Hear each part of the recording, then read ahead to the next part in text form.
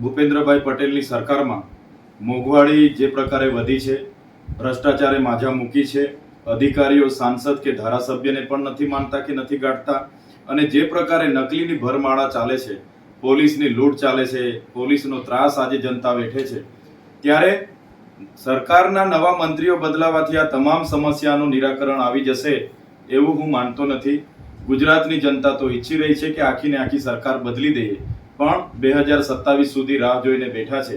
ત્યારે હું એટલું જ માનું છું કે કોઈ ભેંસ દૂધ નથી, કોઈ ભેંસ વધારે દૂધ નથી આપતી ત્યારે એના ખીલા બદલવાથી દૂધ વધવાનું નથી, પણ આખી ભેંસ બદલવી પડે છે. એ જ પ્રકારે આવનારા દિવસોમાં ગુજરાતની જનતા આખી સરકાર બદલી નાખશે એવું હું માનું છું.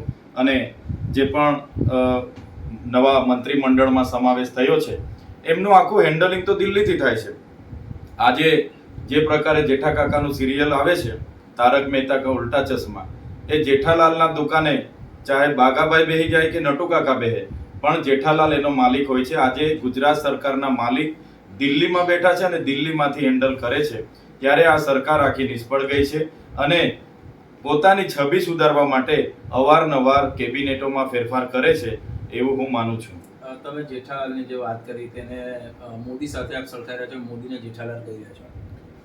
આપણે આખું ગુજરાત જાણે છે કે ગુજરાતમાં જે પણ લોકોને મંત્રી બનાવવામાં આવે છે, અમે ત્યાં કામ લઈને જઈએ છીએ ત્યારે એક પણ કામ અમારું થતું નથી.